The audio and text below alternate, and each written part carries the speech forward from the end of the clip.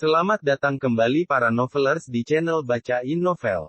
Kali ini Mimin akan lanjutin kembali bacain alur cerita novel, Istri yang Disia-sia dan Terbuang, sambungan dari video sebelumnya.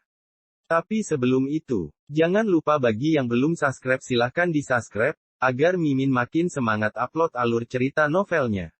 Dan jangan lupa juga, aktifkan tombol loncengnya agar kalian tidak ketinggalan update terbaru dari channel ini. Selamat menikmati alur ceritanya. Bab 3. Mas, tadi ibu pesan karedok sama es sultan ke Busari, tapi belum dibayar, ucap Arin saat Bayu sudah mandi dan berganti pakaian. Dia memang sengaja menunggu suaminya sedang santai dan badannya sudah bersih selepas bekerja. Lalu, Arin sudah nggak ada uang buat bayar. Lagian, semua totalnya 35.000, ucap Arin. Banyak amat. Memang ibu pesan berapa porsi? 2 karedok dan 2 es sultan, yang satunya diantar ke sini yang satunya ke rumah ibu. Arin sudah janji besok mau bayar sama Busari, ada uangnya kan? Kenapa karedok yang diantar ke rumah kamu terima? Seharusnya kamu tolak jadi nggak kebanyakan yang harus dibayar, sentak Bayu. Mana bisa, itu karedok, bukan beli perabotan dapur yang bisa dibalikin kalau nggak suka atau nggak bisa bayar. Lagian, Arin mana tahu ibu pesanin karedok itu. Arin aja nggak suka, soalnya pedes banget dan akhirnya dimakan Wisnu. Bayu melirik ke arah Arin, mencari kebenaran atas ucapan istrinya itu. Bayu beranjak mengambil kunci motornya dan pergi meninggalkan rumah. Arin menengok anaknya yang sudah terlelap tidur di kamar, ia berjalan ke dapur dan mengambil secentong nasi. Perutnya sangatlah lapar, tak ada sayur maupun lauk yang tersisa. Hanya ada karedok sisa tadi siang milik Wisnu di wadah daun pisang. Arin mengambil sisa karedok untuk menemani makan malamnya. Baru saja sesuap ia masukkan nasi ke mulutnya, suara motor Bayu terdengar mendekat. Ia datang dengan membawa ibunya ke rumah. Arin, teriak Reni, mertua Arin. Iya, Bu. Arin meninggalkan makanannya dan berjalan dengan cepat ke depan menemui ibu mertuanya. Sini kamu. Arin menunduk dan tak berani menatap mertuanya yang sedang marah ini, bahkan ia tak tahu apa kesalahannya. Bayu yang melihat dua orang wanitanya ini hendak bersih tegang, memilih duduk dan menyulut rokoknya. Bu, duduk saja. Kita bicara sambil duduk, kan enak, ucap Bayu santai seakan tak terjadi apa-apa. Bayu, kamu ini jangan terlalu santai. Lihat istrimu, dia saja baru makan. Bisa-bisanya istrimu ini memfitnah ibu semaunya, ucap Reni. Saat melihat bekas nasi yang masih menempel di bibir Arin. Kedatangan Reni membuat Arin bingung kenapa tiba-tiba ia datang dan marah-marah. Fitnah apa, Bu? Arin nggak tahu dengan apa yang ibu bilang. Kamu jangan pura-pura bego, Arin. Bayu bilang kalau ibu membeli karedok atas namamu dan membiarkan kamu membayarnya. Bahkan kamu juga memfitnah Wisnu bahwa dia yang menghabiskan karedok yang ibu berikan untukmu, ucap Reni keras. Memang begitu kenyataannya. Ibu memang memesan itu semua tanpa bilang Arin dahulu, sekarang kenapa ibu marah jika aku berbicara faktanya kalau Wisnu memang yang menghabiskan karedok yang ibu belikan untuk Mas Bayu. Kalau Mas tak percaya, bisa tanya langsung sama orangnya. Wajah marah Reni berubah ketika mendengar ancaman Arin. Kamu mau bikin malu ibu. Perkara uang 35.000 saja kamu mau meminta kejelasan. Gertak Reni. Loh, kan ibu sendiri yang bilang kalau Arin fitnah ibu. Kenapa sekarang jadi ibu takut kalau kebohongan ibu terungkap? Reni melirik ke arah Bayu seperti meminta pertolongan pada anak sulungnya itu. Bay, istrimu ini kurang ajar sekali sama ibu.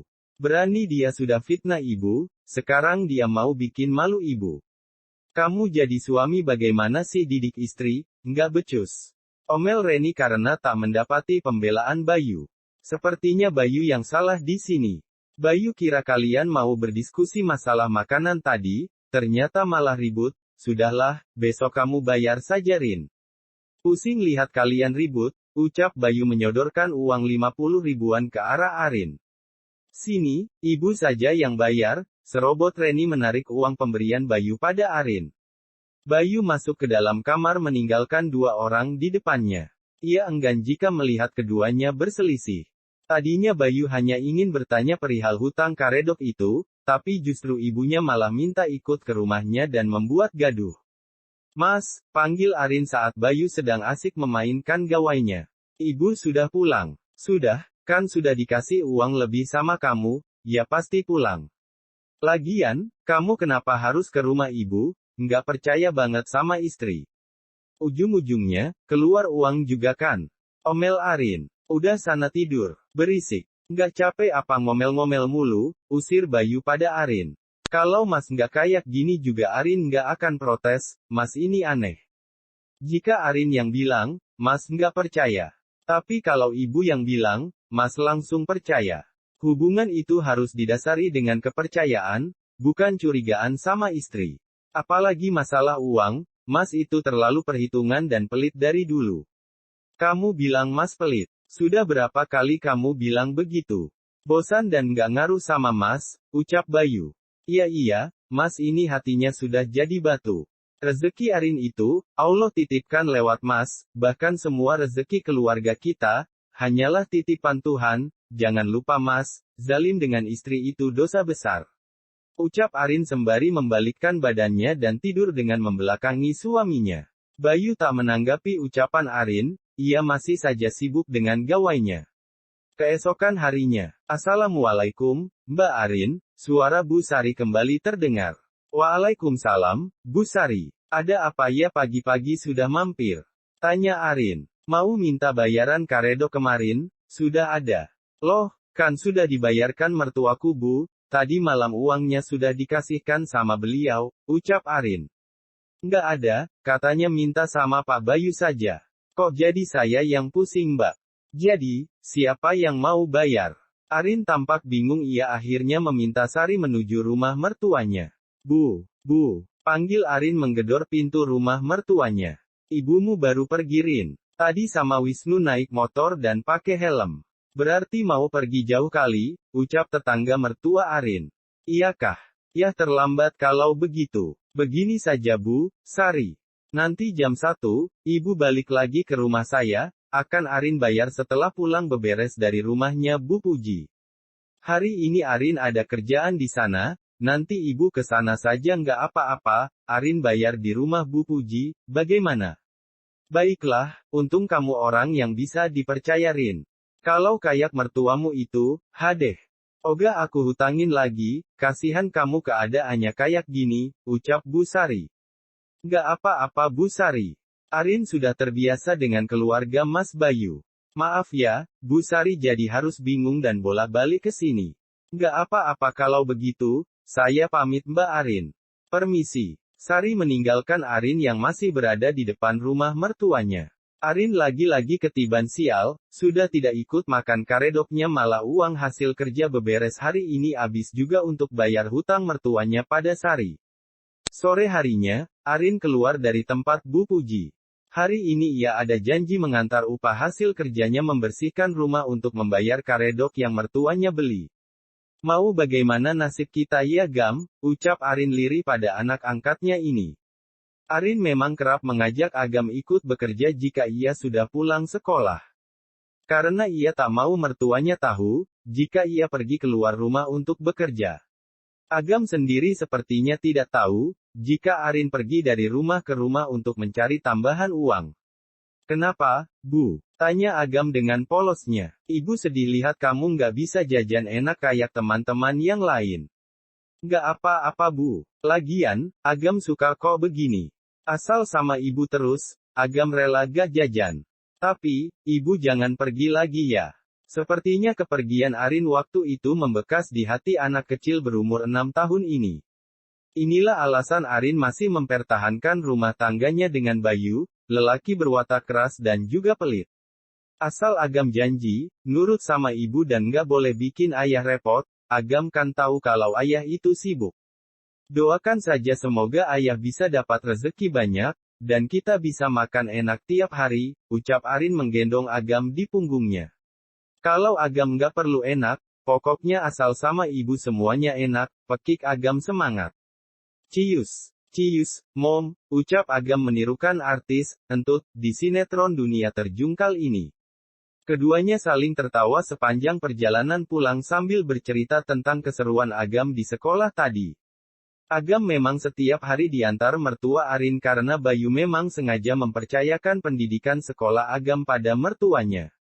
Biaya sekolah mertua masih yang membayarkan, tentunya dari uang Bayu.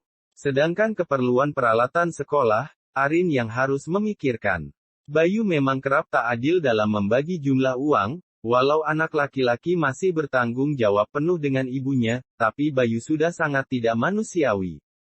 Gaji hampir lebih dari 5 juta, tapi Arin hanya menerima 500 ribu saja setiap bulannya.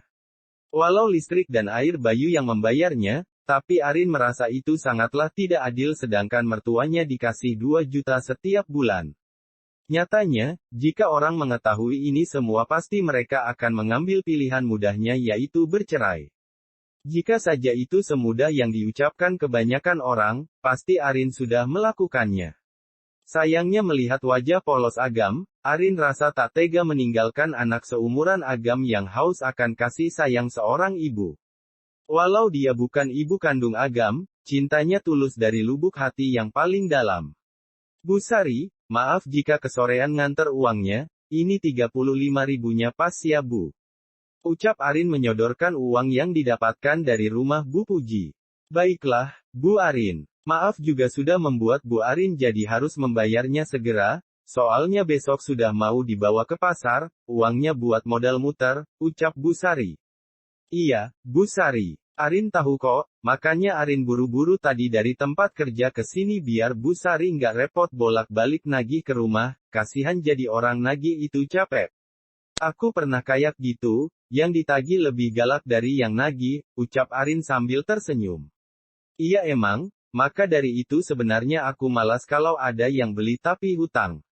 Tapi kemarin itu, mertuamu bilang kalau kamu yang akan bayar. Jadi ya, aku woles aja. Kan Mbak Arin ini anti hutang, makanya aku kasih aja, jawab Bu Sari jujur. Iya, kali ini nggak apa. Tapi untuk kedepannya, jangan kasih ya, Bu. Bukan apa, takut saya nggak bisa bayarnya, ucap Arin. Oke, Mbak, nanti aku ingat-ingat. Tapi jangan bilang juga Arin yang nyuruh. Siap, Mbak Arin. Setelah membayarkan hutang karedok, Agam dan Arin pulang ke rumahnya, lah melihat mobil putih terparkir di depan rumahnya. Bu, mobil siapa ya? Bagus banget, ucap Agam bingung. Nggak tahu, kita coba lihat ke dalam. Agam dan Arin bergegas masuk ke dalam, terlihat Bayu dan mertua serta adik ipar sedang memakan snack di depan televisi. Assalamualaikum, salam Arin dan Agam saat baru sampai di depan pintu. Waalaikumsalam, anak ayah dari mana? Tanya Bayu menciumi pipi gembul Agam. Dari jalan-jalan sama ibu, terus tadi dari rumah Bu Sari. Kasihan ibu, dimarahi Bu Sari gara-gara karedok belum dibayar sama ayah. Bayu melirik ke arah Arin dan ia hanya diam tak mengatakan apapun. Kamu mengajari Agam berbohong Rin. Bisa-bisanya anak sekecil Agam kamu biarkan berkata seperti itu. Cerca Reni pada Arin. Kenapa Arin yang disalahkan? Ibu sendiri yang tak tahu malu. Sudah dikasih uang buat bayar karedok ke Bu Sari, malah uang ditilep sendiri yang salah siapa, nunjuk ke siapa.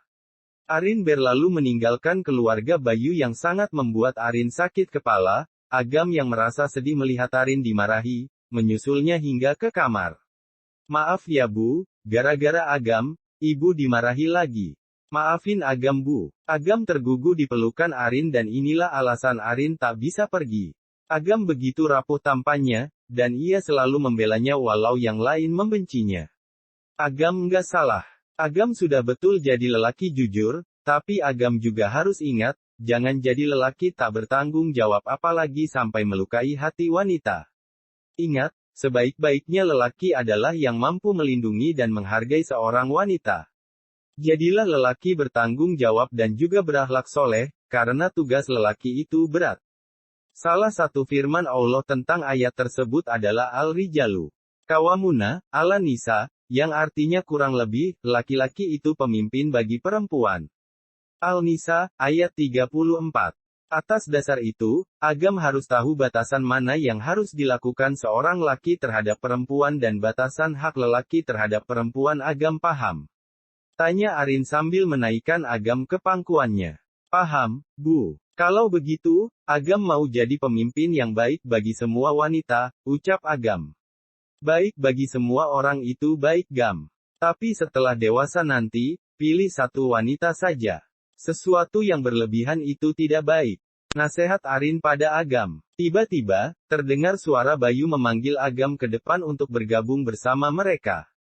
Itu, dipanggil ayah, bujuk Arin. Enggak, Agam di kamar saja sama ibu. Agam enggak mau sama mereka, ucap Agam memeluk Arin erat. Agam, melawan orang tua itu dosa yang tak diampuni. Jika mereka menyuruh kebaikan harus diikuti, jika menyuruh keburukan baru Agam boleh menolaknya, itu pun dengan cara yang baik. Siapa tahu ayah mau kasih hadiah Agam. Atau pergi jalan-jalan sama Agam. Sudah sana, ibu mau mandi dulu. Agam sama ayah dan nenek ya. Akhirnya Agam menuruti ucapan Arin dan keluar kamar dengan wajah cemberut. Apa sih ayah? Tanya Agam jutek. Kok gitu sama ayah? Ucap Bayu lembut. Gitu tuh, si Arin ngajarin anak kamu baik. Ternyata, membiarkan kamu menikahi wanita kampung itu salah, nyesel ibu jadinya. Sudah nggak becus urus suami, ngajarin anak nggak bener pula. Tahu gini, kamu dulu ibu jodohkan sama Amel saja, omel Reni. Arin yang mendengarkan dari dalam kamar merasa nelangsa, padahal dulu Reni yang memintanya langsung ke rumah orang tuanya untuk menjadi ibu, sambung Agam. Arin yang dulu adalah seorang gadis desa yang turut serta membantu orang tuanya, terpaksa menikahi Bayu yang merupakan duda beranak satu. Awalnya Arin menolak, tapi Reni dan kedua orang tuanya meyakinkan Arin bahwa Bayu ini orang yang baik dan bertanggung jawab. Nyatanya, semua itu hanya omong kosong.